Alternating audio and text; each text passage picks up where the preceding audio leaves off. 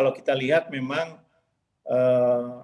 pertanyaannya tadi apakah terjadi peralihan gaya hidup masyarakat, mau tidak mau itu terjadi ya, untuk menyesuaikan dengan kondisi yang ada untuk melakukan perjalanan atau melakukan kegiatan terkait dengan mobilitas mereka. Hal ini membuat sektor transportasi memang menjadi tertekan. Akibatnya adalah volume perjalanan yang biasa dilakukan oleh masyarakat itu menjadi turun cukup drastis.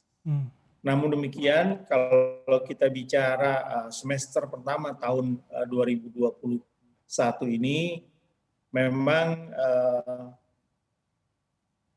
kita memulai dengan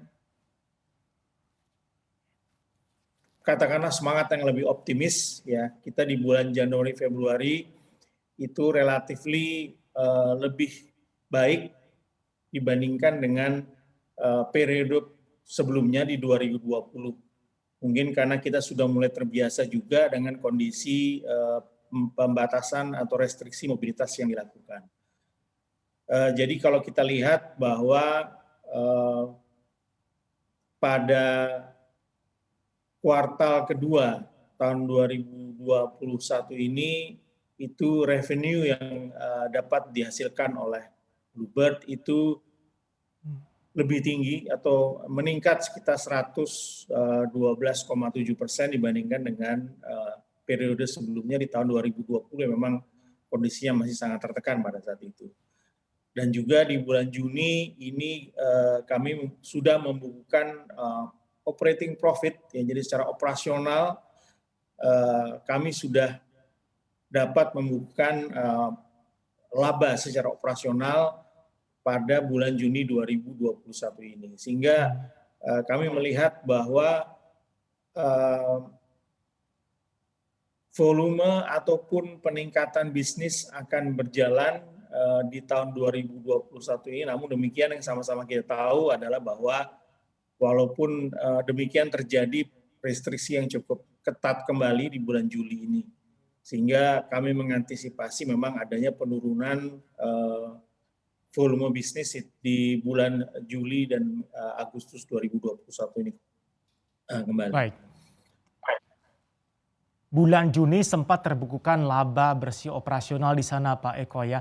Ini kalau kita berbicara mengenai segmen yang digarap di bawah services yang diberikan oleh Bluebird, segmen mana Pak Eko yang paling terpukul dan mana yang masih bisa diharapkan menjadi penopang kinerja Bluebird untuk akhir semester 2021 ini?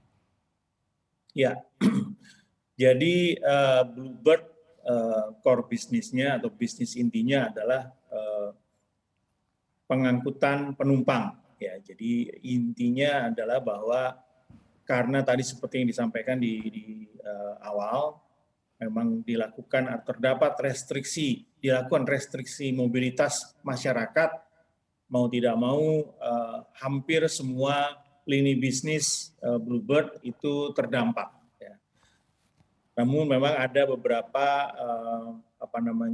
segmen yang relatifly cepat mengalami recovery, ya ini memang sangat tergantung dari polisi pemerintah dalam melakukan restriksi terhadap mobilitas masyarakat. Namun ada juga yang relatif stabil. Jadi kami memiliki lini bisnis penyewaan kendaraan kepada perusahaan yang sifatnya B2B.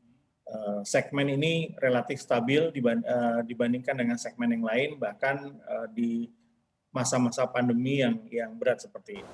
Install aplikasi kami CNBC Indonesia di Google Play Store dan App Store untuk mengikuti perkembangan terkini berita bisnis dan ekonomi.